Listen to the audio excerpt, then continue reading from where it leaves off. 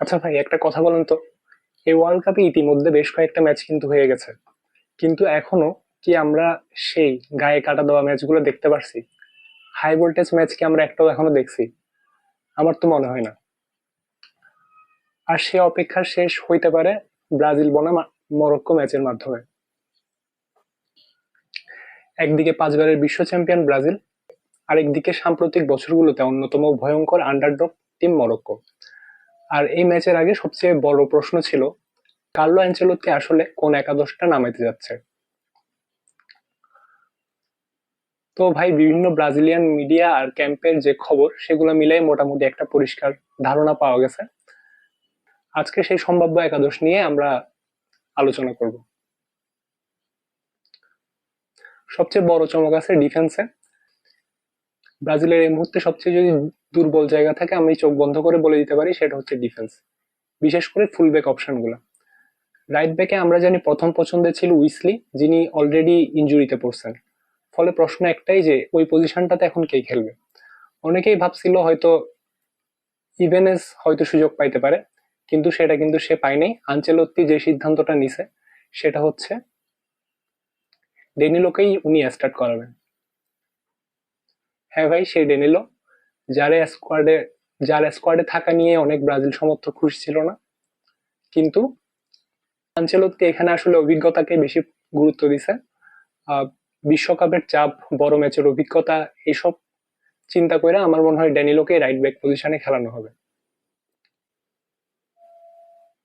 এই ধরনের খবরই আসলে ব্রাজিলিয়ান মিডিয়াগুলোতে আসতেছে। আর সেন্টার ব্যাক পজিশন যদি দেখি, সেন্টার ব্যাক পজিশনে আসলে তেমন কোনো চমক নেই। একদিকে থাকতেছে মার্কিওনোস, যে কিছুদিন আগে চ্যাম্পিয়ন্স লিগ ট্রফি জিতে আসছে। আর তার পাশে থাকতেছে গ্যাব্রিয়াল, আর্সেনাল ডিফেন্সের অন্যতম ভরসা উনি। এই দুজনকে নিয়ে আনচেলত্তি তার ডিফেন্সিভ দেয়াল গড়তে চাইতেছে। এবার যদি আসি লেফট ব্যাক পজিশনে, লেফট ব্যাক পজিশনে মূলত অভিজ্ঞতার উপরই ভরসা রাখা হয়েছে আবারও। অনেকে ভাবছিল হয়তো অ্যালেক্সান্দ্রো কিংবা অন্য কোনো তরুণ খেলোয়াড় সুযোগ পাইতে পারে, কিন্তু খবর যেটা আসতেছে তাতে মনে হচ্ছে আসলে ডগলাস সান্তোস হয়তো শেষ পর্যন্ত স্টার্ট করতে পারে।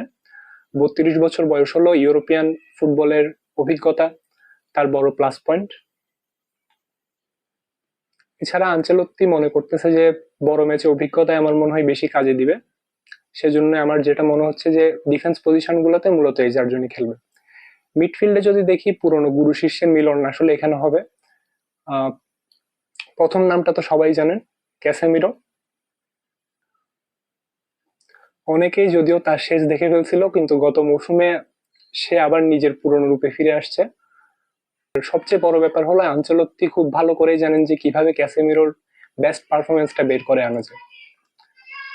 কারণ রিয়াল মাদ্রিদের সময় আমরা দেখছি তারা একসাথে বহু যুদ্ধ জয় করছে। ক্যাসেমিরোর পাশে থাকতেছে ব্রুনো গুইমারেস। এই জুটি সাম্প্রতিক সময়ে বেশ ভালোই কাজ করতেছে।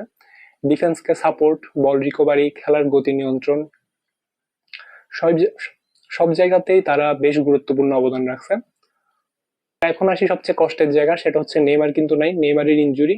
অনেকে আশা করছিল সে হয়তো মরক্কোর বিপক্ষে খেলবে, কিন্তু বাস্তবতা হচ্ছে নেইমার এখনো পুরোপুরি ফিট না।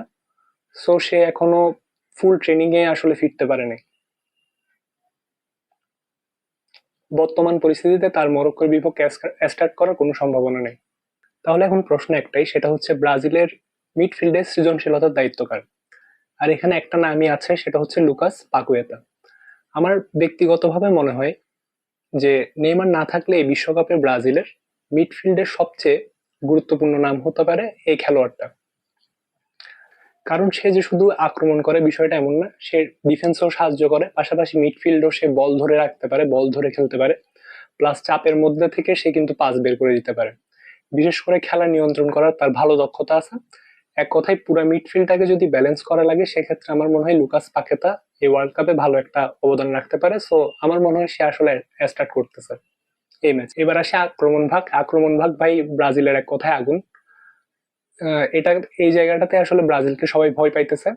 তাদের অ্যাটাক কে যদি প্রথম নামটা বলি, সেটা হচ্ছে আর কেউ না, বাম পাশে ভিনিসিয়াস জুনিয়র।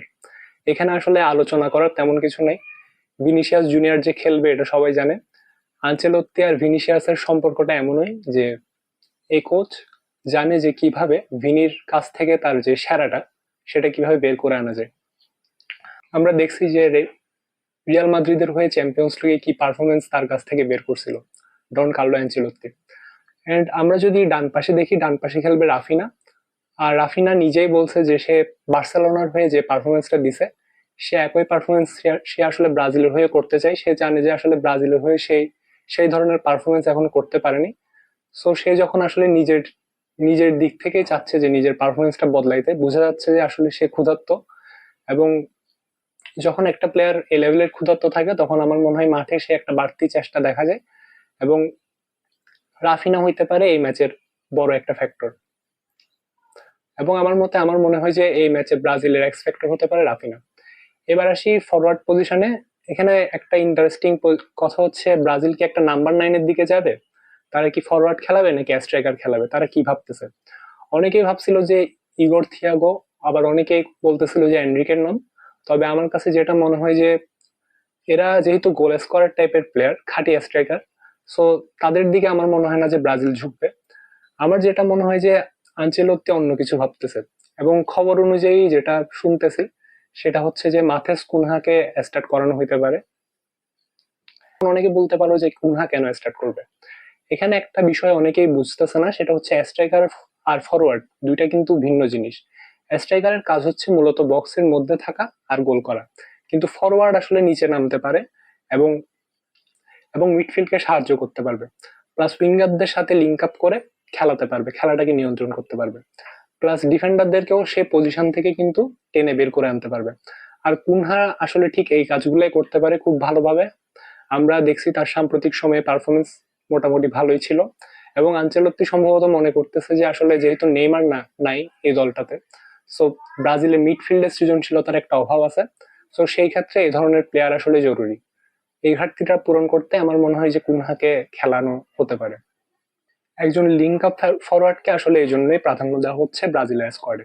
সো ব্রাজিলের যদি সম্ভাব্য একাদশটা দেখি, সেক্ষেত্রে গোলকিপার হিসাবে থাকতেছে অ্যালিসন বেকার, রাইট ব্যাক পজিশনে থাকবে ড্যানিলো, সেন্টার ব্যাক পজিশনে থাকবে মার্কিউনোস এবং গ্যাব্রিয়েল, লেফট লেফট ব্যাক পজিশনে থাকবে ডগলাস সান্তোস, তাদের মিডফিল্ডে থাকবে ক্যাসেমিরো, ব্রুনো গুইমারেস এবং পাকুয়েতা, আর ফরওয়ার্ড পজিশনে থাকছে ভিনিসিয়াস জুনিয়র, মাথেউস কুনহা এবং রাফিনা। এখন প্রশ্নটা আপনাদের কাছে যে এই ব্রাজিল কি মরক্কোকে হারাতে পারবে, বা তাদেরকে হারানোর যথেষ্ট শক্তিশালী টিম তাদের কাছে আছে, নাকি ডিফেন্সের দুর্বলতাই তাদের বিপদে ফেলবে? কমেন্টে অবশ্যই জানাবেন। আর এই ভিডিওটা যদি ভালো লেগে থাকে তাহলে লাইক করেন। আর ফুটবলের আপডেট যদি নিয়মিত পেতে চান আমাদের চ্যানেলটাকে সাবস্ক্রাইব করুন। দেখা হচ্ছে পরবর্তী কোনো ভিডিওতে। Till then take care, bye by.